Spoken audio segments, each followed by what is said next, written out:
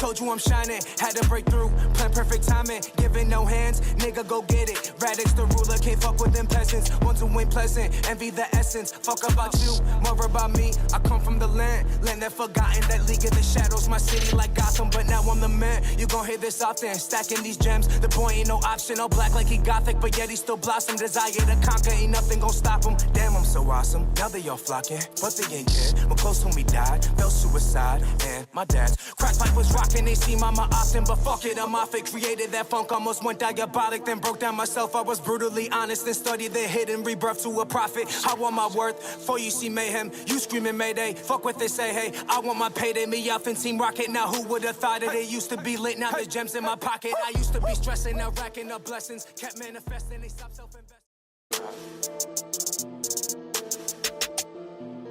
What's going on, y'all? Welcome back to Believe in the Miami Heat, brought to you by the BLEAV Network. As always, I'm your host, Anthony DiNardo, and once again, I am live streaming on the YouTube channel. If you're on the audio side and you want to watch me talk live and get your questions answered, just search Anthony DiNardo on YouTube. And to everyone that's tuned into the live stream, I do appreciate y'all. Make sure to drop y'all questions down below, and we're going to go ahead and get into a lot of those as we start talking. Let me go ahead and put this up, recording podcast live. Let's get it. Okay, anyways, it's been an interesting last week for the Miami Heat as you had the NBA trade deadline close, in which deja vu, the Miami Heat once again did nothing. Except this year, I do feel like a lot of Heat fans were kind of split on how they feel on the subject. Last year, the Heat weren't doing so hot, and everyone was saying, oh, how do you not make a move? How do you not try to sell Gabe Vincent? How do you not try to sell Max Strus? Well, it's because those guys actually ended up being key pieces on their way to an NBA Finals run. So I sit here today as a Heat fan and say, am I mad? Am I annoyed that Pat Riley was asleep behind the wheel? Am I annoyed that Mickey Arison was doing his cheap tendencies, is how I like to put it lightly? I don't know. I actually just dropped the video earlier today begging the question, are the Miami Heat better than last year? If you want my full explanation, make sure to go check out that video. But to kind of sum it up, I think they are. Now, it's weird to say that because they actually have a slightly worse winning percentage at this time of the season than they did last year. Last year, they were like 30-25. That's a 54% winning percentage. This year, they're like 28-24, which is only like a 53% winning percentage. So on paper, they're slightly worse. But I do think the additions of Jaime Jaquez, who's been struggling of late, but as he'll start to get his role more defined with everyone healthy, I do think he'll get more comfortable and we'll see, a similar efficiency to what we saw earlier. We're not going to see the same production because he was starting, playing 40 minutes a night before, but I do think we'll start to get to see that efficiency back because he was a very efficient player from the field and from three. So because of Jaime Jaquez alone, I think this team is better because truthfully, I think he's better than Gabe and Max Strus were last year. But you also got another season of Kevin Love, this time from the jump. I really like what he's done this season. And, of course, probably the biggest addition or improvement is the improvement from Terry Rozier to Kyle Lowry. So I kind of think I want to start this video in this podcast kind of talking about Terry Rozier because in the video that I posted earlier today, I was critical of Terry Rozier. Not so much critical of him, but I was just saying, when are we going to stop giving him a pass and stop saying, oh, this is still a small sample size? Because we're talking a 9-game sample size now, and his numbers are like under 40% from the field, under 30% from three, and those are horrendous efficiencies. And I'm watching all these moves make these trades on the deadline, and the Miami Heat made their move. They made their move except reality. That's what we're all saying on Heat Twitter, right? But if that move does not work, they're in some trouble. Because Miami Heat had 2 tradable first-round picks. They traded one of them to get some more scoring because that was an issue of theirs. They brought in Terry Rozier, who's supposed to fix the scoring or be a scorer, and he has not done that yet. Now, obviously, his playmaking has been pretty nice. You haven't seen as much pick and roll as I would have liked to see, but I think that's sort of nitpicking. But he's getting his 5 or 6 assists a game. I like what he's bringing on the defensive end, given expectations. But his shooting efficiency is terrible. And some nights he doesn't want to shoot. Some nights he's forcing shots, taking long fadeaway twos, and it's frustrating because I'm scared that if this does not work out, the Miami Heat are in trouble. Now, he's worlds better than Kyle Lowry at the end of the day because at least Terry Rozier can get to the rim. Kyle Lowry can't do that. And I'll say I am willing to give Rozier until after the All-Star break. That's another week to kind of get used to his role and kind of get things going. But if his efficiency stays this bad, I can't expect the Miami Heat to go past the second or third round. Maybe even the first, depending where they are. Because this team might be in the play-in. They might be another A seed and have to get matched up with the Celtics. So who knows, right? But they got him to be a scorer. He's got to get the efficiency up. And the reason that I'm kind of being critical of him is because I don't like how a lot of people have said, oh, he'll come back around. He'll get his shooting together. Will he? I don't know. Because what I've seen at Terry Rozier so far on my team has not been what we were hoping for. Now, I wasn't hoping that he'd shoot, or score 24 points a night on high efficiency like he was with Charlotte, but I was sure as hell expecting more than 40% from the field and more than 25% from three. Because I think he's going to be a big piece if this team actually is better than last year, and I just haven't seen that yet. But I guess we can kind of talk more about the trade deadline first. I kind of got a list of a few points here I want to get to of everything that we saw in the last week. But a little more on the trade deadline because I did have an entire video on that as well. The biggest moves, I guess, everyone wants to talk about Bojan Bogdanovic for good reason. He definitely made the Knicks the winners of the trade deadline, in my opinion, because the fact that the Knicks had 8 tradable first-round picks and had to give up 0 of them for Alec Burks and Bojan Bogdanovic is crazy. I don't know if that's just the Pistons being stupid. I don't know if that's us thinking that Bojan's market was much bigger than it was, because he is 34, turning 35 years old. He's on the older side, but it's a guy who's still scoring 17 points per night on extremely efficient volumes from 3. You would think they could have got at least a first-round pick from him, especially from the Knicks who have an 8 to trade, So they won the trade deadline, in my opinion, especially when you take into account they just got OG Anunoby a few weeks ago. They've been dominant since. Now, Julius Randle's out with the dislocated shoulder. OG Anunoby's going to miss like another 3 weeks, they said. But that Knicks team still hasn't slowed down. And in the meantime, they got Bojan Bogdanovic to start at the 4 or start at the 3, wherever they want to start him, until those other guys get back. So I don't think they're going to sink at all, like a lot of us thought they might once they got those injuries. But at the end of the day, when that team is healthy, I'm not going to lie, they scare me slightly. Now, obviously, the Miami Heat took care of them last season, but that team with the additions of Anunoby and Bojan, I think they are very much so improved.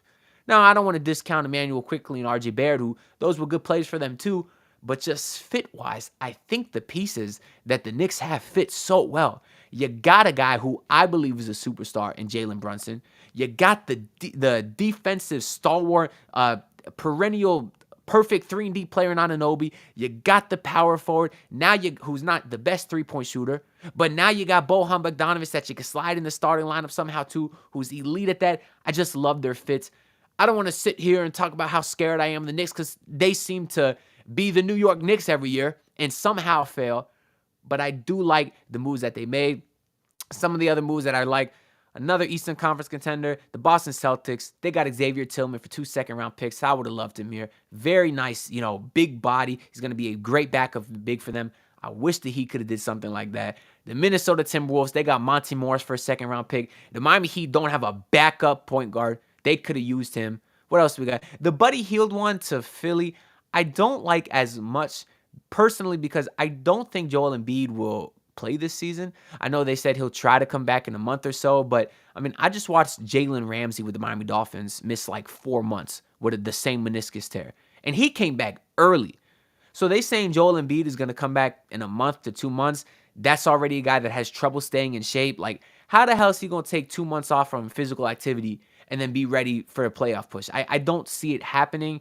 And Buddy Hield's a guy that's on the last year of his contract, I believe. So it's kind of like they're bringing in Buddy Hield for a run, but without Embiid, they're not going to make a run. And so who knows? Maybe they'll be able to retain Buddy Hield. I don't know, but I just think it would have made more sense for the 76ers to kind of hold in their chips for this offseason when you do know you'll have Joel Embiid back and you can kind of reevaluate your situation then. But then again, they didn't give up any first-round picks. They traded 3 second-round picks for Buddy Hield. So second-round picks have gotten some more value recently, but they're not as high as they were last year when you saw Jay Crowder going for 5 first-round picks, which was just absolutely nuts.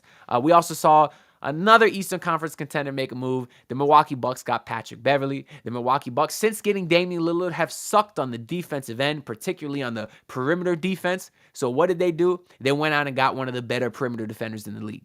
They had a problem. They made a trade to fix it. What a concept, the Miami Heat. Miami's sitting here playing 6'7" guys, and their tallest player is a 6'9" Bam. And when he comes out of the game, they got no size, but Miami made no moves to fix that. I don't get it. I really don't get it. They have second-round picks. They had two tradable second-round picks. They couldn't have gone out there and got somebody. I don't know. That's kind of what I was, the frustration that I was portraying in the video I posted earlier today, is I'm annoyed with the front office. I really am. But the same things that I'm saying now, I said last season too. So it's like, I don't know what to say. I'm willing to give this team the benefit of the doubt. But on paper, they're making moves, or their lack thereof don't quite make a lot of sense. But at the end of the day, the same teams that I'm scared about, the Miami Heat beat their ass last year. So I'm going to see how things go playoff time. But regardless, it's obvious, and it's not debatable, that this Heat team has holes that they need to address immediately. And now they can't make no moves. We'll talk about the buyout market a little bit. But if things still aren't fixed, because they're only 28-24, that's not a great record, okay? Maybe it's time to consider putting Tyler Hero back to the bench unit, or even Terry Rozier, because that starting backcourt I don't think is great. I don't think that's worked very well. I want to give them some more time together before I fully give my thoughts on it, or maybe make a whole video about it. But I'd like to kind of see some improvements there, which we've seen Tyler Hero be more of a facilitator of late, but it's been a couple games. He even missed the one game with the migraine. So let's give them a couple more games. But if things aren't fixed, you got to make a move in the starting lineup. If not, they got some buyout guys that they could look at. I made a video about that as well. The top of my list is a guy I'm not hearing a lot about. It's Patty Mills. I mean, he's a veteran championship pedigree point guard, low mistake, very efficient. I just think in the buyout market, where anybody you get is theoretically not going to be a rotation player, Patty Mills is at least a guy that has a few very nice qualities. I think second on the list, I had Gallinari, who is a great shooter, great stretch shooter, but terrible at defense. He's really only bringing some floor spacing. I think third on that list, I have DeLon Wright, who wasn't even bought out yet. He may or may not get bought out, but he's a very good perimeter defender. Not much else. Fourth, I had Thaddeus Young, really just because he's a nice locker room guy, has some experience, because he's not even that big. I've heard a lot of people say that Thaddeus Young provides size. He's the same height as Kevin Love and weighs 20 pounds less. It surprised me, but I looked it up, and it's true. And I think fifth on that list, I just had Furkan Korkmaz. Very good shooter. And again, he could be a guy that maybe you put him in a playoff game and he gets hot, or you have a Josh Richardson out. You could put in for Furkan Korkmaz, and you always have the chance that he gets hot. You know, same with Danilo Gallinari, who actually, with the Pistons, is shooting like 50% from three. So he's not as washed as a lot of people think. Now, he obviously still has a lot of injury concerns, but it kind of is what it is there. I think I want to get into my list of my rest of my notes here. I do want to say to everyone on the stream, make sure to like and subscribe and drop y'all comments down below. I'll get all your questions answered if we do have any when I kind of get through all these points, because that's kind of the point of doing these live streams. I like to make it as interactive as possible, so feel free to leave y'all thoughts down below. Let's see what we got here. The first thing that we got here is about Haywood Highsmith. We heard that he was out for personal reasons, and it was very unfortunate when we found out why. If anyone hasn't heard, maybe you're not on Twitter. Apparently, this is all the detail we have so far, by the way. Apparently, Haywood Highsmith was driving on the highway, and there was a guy, walking on the highway trying to push a car that was stalled, and that car did not have his headlights on. Haywood Highsmith was going 45 miles per hour in a 40-mile-per-hour zone, so I guess maybe not the highway, but point is, he really wasn't speeding. Technically, he was, so I heard there was no charges being pressed. If there was, I wonder if Haywood would technically be in the blame because he was speeding. But we all go 45 in a 40, right? You know what I mean? But point is, Haywood wasn't speeding. He wasn't under the influence or anything like that. And unfortunately, he didn't have enough time to see the guy and get out of the way. So he did hit the guy with his car. He had a part of his leg amputated. He was in critical condition, and I haven't heard anything since. So first and foremost, I hope everyone involved is okay, particularly the guy that got hit. Haywood didn't sustain any injuries, so we do want to, keep that guy in our thoughts and prayers, make sure everything's okay with him first and foremost. But that's basically all I got to say. I don't have an opinion on it because I don't know exactly what happened, but that's the story that we heard so far. And I do believe Haywood Highsmith is likely to play tomorrow or Sunday, whenever you're watching this. Super Bowl Sunday versus the Boston Celtics. The next point I got here is about Kelly Olynyk. There was a rumor before the trade deadline that the Heat were interested in him. Obviously, they didn't end up getting him. He ended up going to the Toronto Raptors. And Heat fans, I feel like, overwhelmingly wanted Kelly Olynyk. And my question is, why? Like, the positives. He was a great guy, right? He could shoot the ball a little bit. He was crafty at times. What the hell else was he doing? Because the thing that frustrated me the most about Kelly Olynyk is how damn slow he was. And every time the Heat would go zone and the opposing team would swing the ball to the corner, I'm watching Kelly Olynyk try his best to run out to the corner and contest, but he's too damn slow, so all he was doing was giving up open three after open three. And then Kelly Olynyk's a good shooter, sure, right? But every three he took, his feet weren't set. He's fading to the left. He's fading to the right. And I'm like, you 7 feet. Why the hell are you fading? Catch the ball, square up, bend your knees, follow through, make the damn shot. I don't need all this tipsy-turny style stuff like you're Steph Curry. You're not Kelly Olynyk. God, he was a frustrating player. Anyways, I don't have to worry about it. The last few games we had this week, of course, the Heat lost to the Clippers. I was at that game. If y'all didn't see, I posted a vlog about it. A lot of people like my vlogs. They don't get as many views because it's not sort of a trending topic, but a lot of people do like them. It's kind of something different than my normal videos, so go check that out. But anyways, the Heat had 85 points with a minute to go, and then somehow scored 10 points in the last minute of like garbage time. So do I regret going to that game?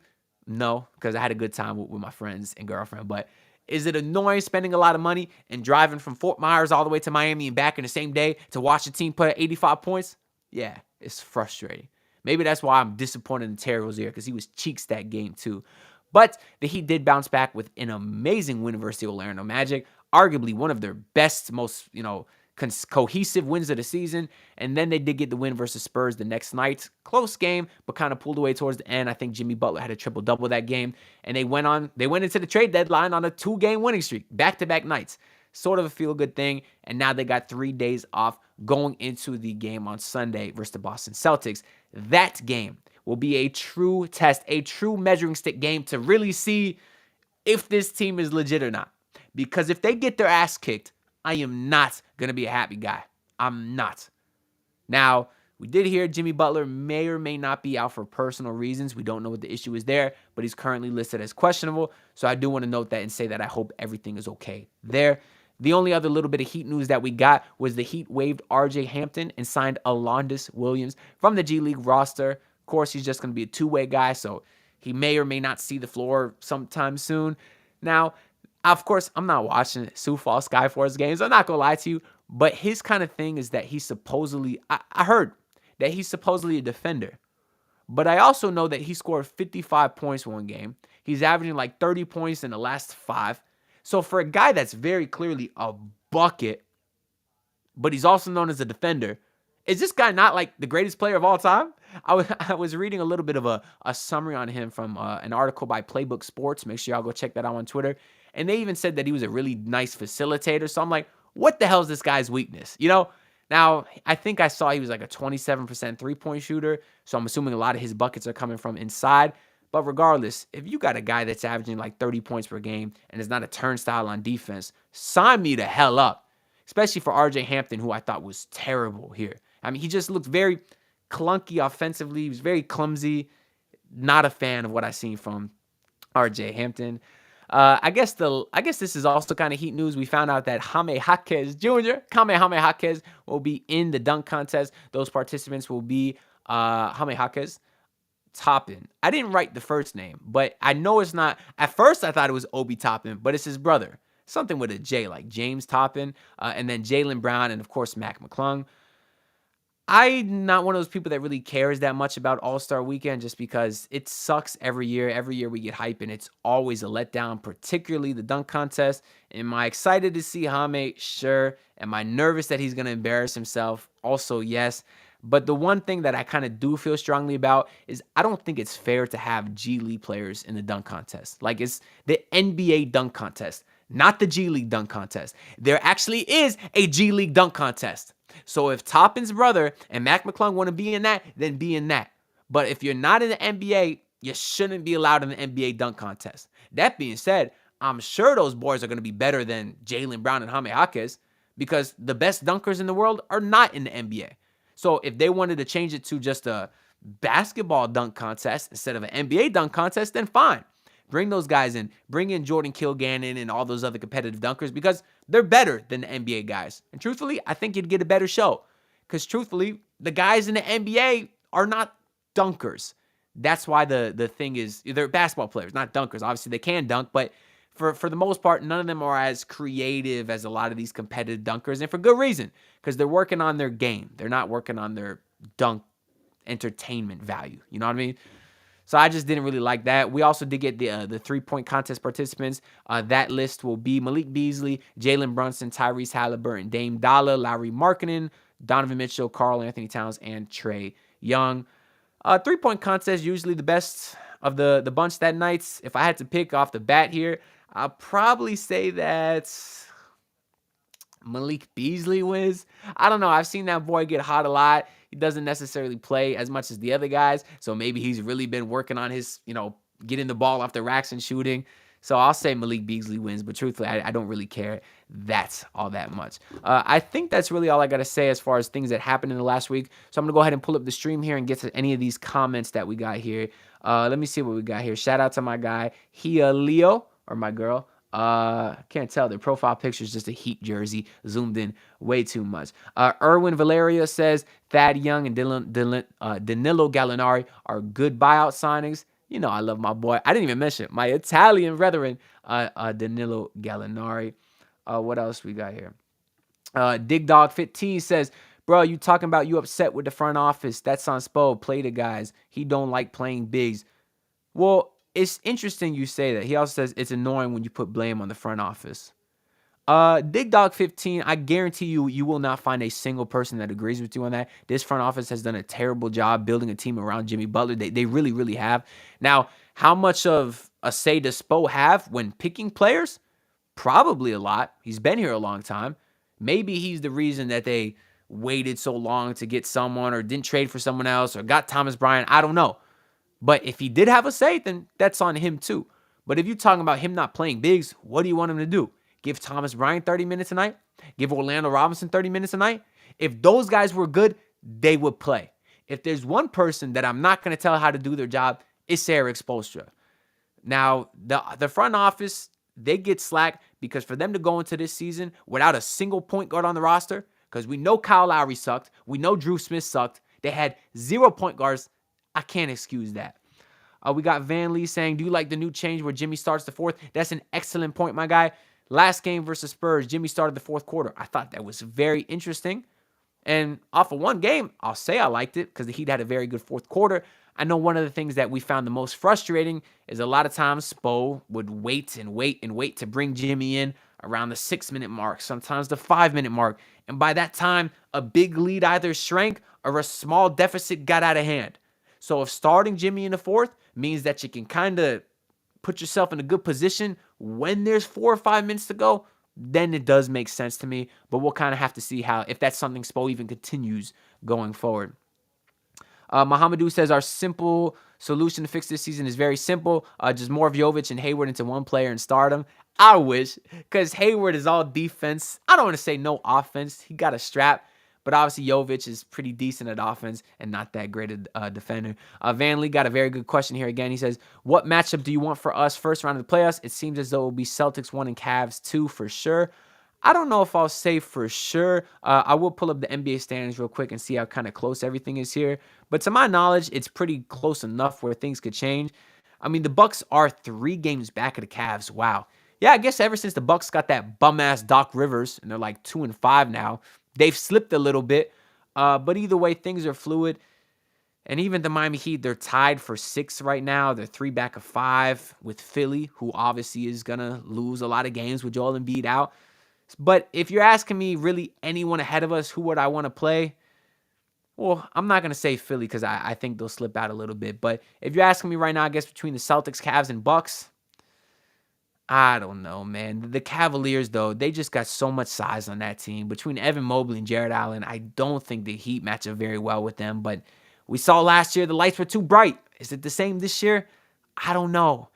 I guess I probably would rather say the Cavs still. They just got not as much firepower as those other two teams. And if not the Cavs, maybe the Bucks, because I really think the Celtics got a great roster. I think the Heat can still beat them, but if I had to pick, probably choose the Cavaliers.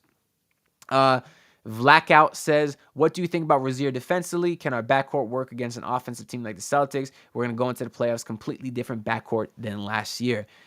Yeah, so I think Rozier, as I said a little bit earlier, he's been fine defensively given expectations. He's not a lockdown defender. He's not a Gabe Vincent. He's not a Caleb Martin. He's not a DeLon Wright, who we talked about. But I think he's been fine.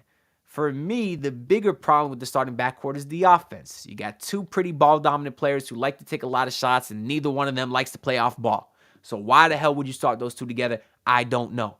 That's why I've been a proponent of starting Duncan Robinson, because we know he is sensational off the ball and he's an improved defender.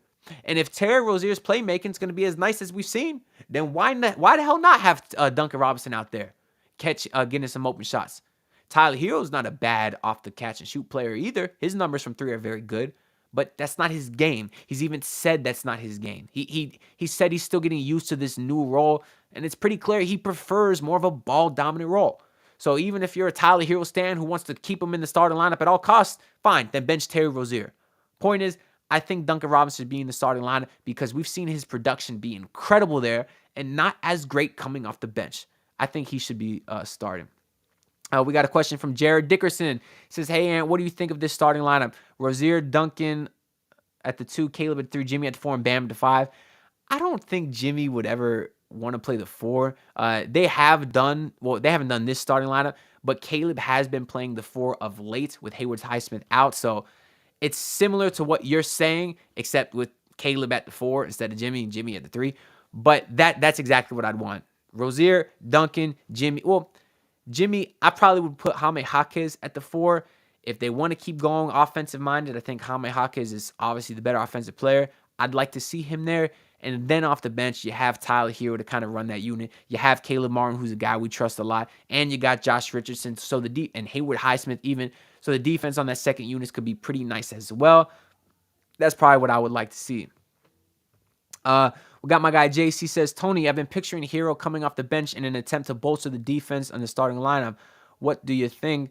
Oh, it depends. Do you want Duncan Robinson to start? Because then I wouldn't say your defense gets better, maybe marginally.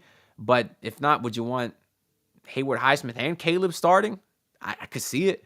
Would you want Jaime Jaquez starting? He's not a lockdown defender, but he's better than Tyler Hero. Would you want Josh Richardson starting? I don't think anyone wants that, but he's been fine as well.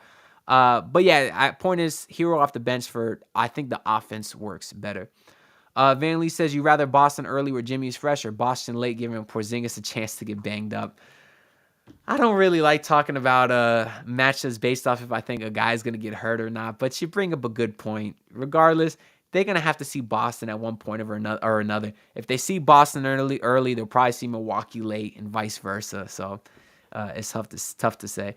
Van Lee said Terry Rozier has been living out of a hotel since coming to Miami. He'll use the All-Star break to find his place. Explains his slump, kind of. Yeah, except for the fact he was slumping with Charlotte before he came to Miami. Maybe it's because he knew he was on the trading block and really wasn't all there mentally. But I don't know. Usually when you see a guy get to a new team, especially we know Rozier loves Miami. He said as much. That's very clear. Usually you see them kind of get out of whatever slump they're in. Haven't really seen that with him. Anyways, that's the last of the comments that we got here so far. So I think I'm going to go ahead and wrap things up. We've been going for almost 30 minutes here. But one thing I do want to say, if you're on the YouTube side, look at this number up here. This is 3,487 subscribers. The goal is to get to 5K. I guess I didn't set a timeline, but the goal is to get to 5K. And I can't do that without y'all. So if everyone tuned into this stream will hit that subscribe button for me. It does greatly do a lot for me, like a lot, as well as liking the video.